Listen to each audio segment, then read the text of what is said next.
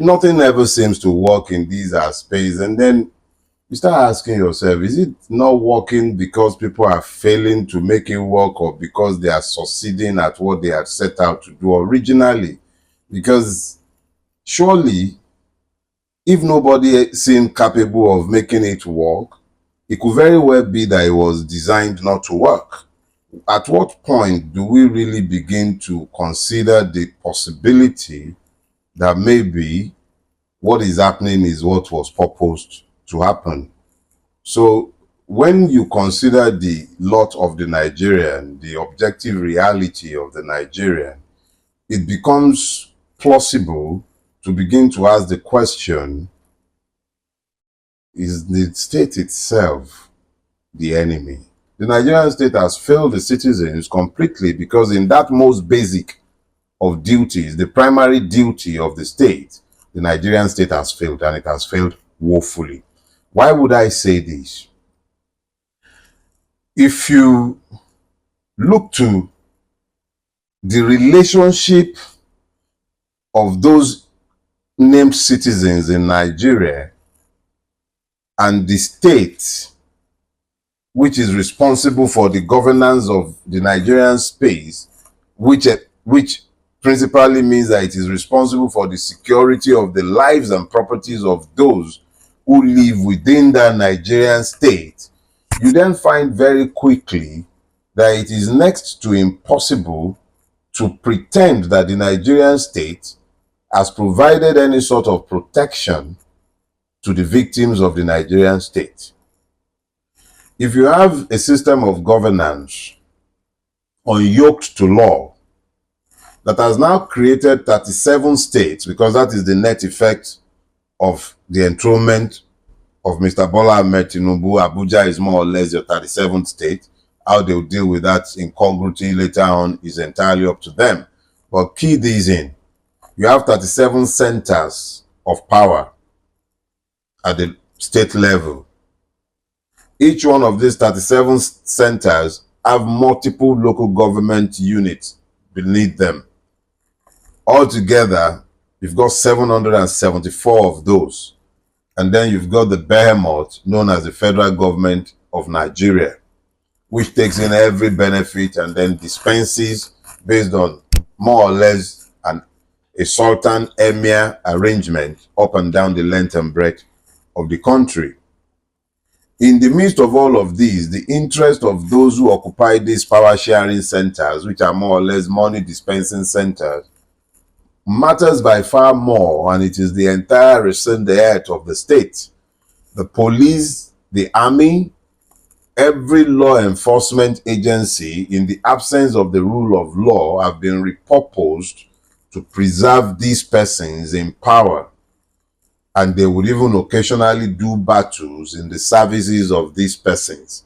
So you can think back to the Yaya Bello EFCC drama, where policemen protected Yaya Bello from the EFCC. You get it? Yeah. So in the absence of laws, these have dissolved into private armies that sometimes work at opposite ends of each other. So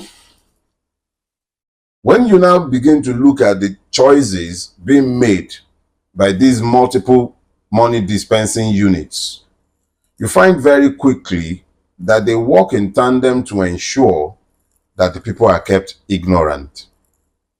Because it is in the liberation of the people's minds that questions will be asked of their enslavers. So the first thing about which almost all the ruiners of Nigeria are agreed is the need to keep the people stupid. Is it beyond the capacity of the state to ensure that the Nigerian is properly indoctrinated to do good, is properly trained, and has a functional brain? Is it beyond the capacity of the state? I say no, that is not the case. It is a deliberate choice of the state to keep the Nigerian like that. It is deliberate. The state simply stopped investing in education because it realizes or realized that an educated mind is not susceptible to slavery or serfdom, which is all the Nigerian state has in place for the victims of the Nigerian state. I grew up shouting up NEPA. I'm thankful that my children are so privileged that they don't understand the meaning of up NEPA, but they do understand that a lot of money goes to buying diesel or inverter. And then I asked myself the inevitable question. Is it that the rulers of Nigeria have been so grossly incompetent that electricity generation is beyond their capacity? Is that the case?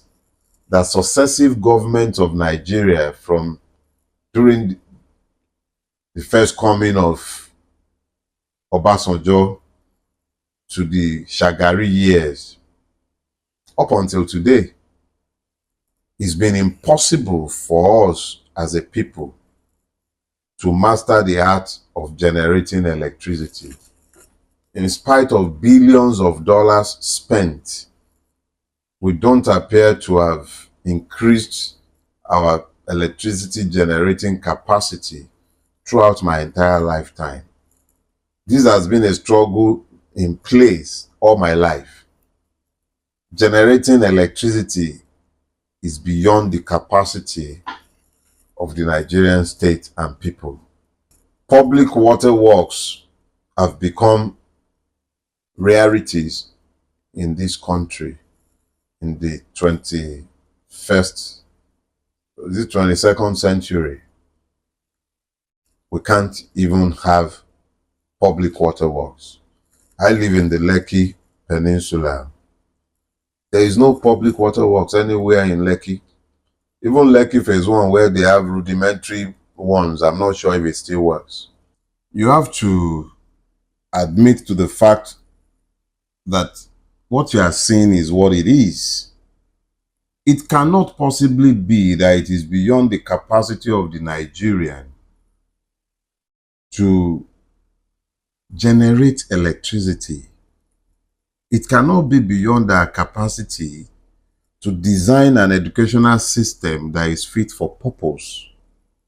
It cannot be beyond our capacity to have functional infrastructure.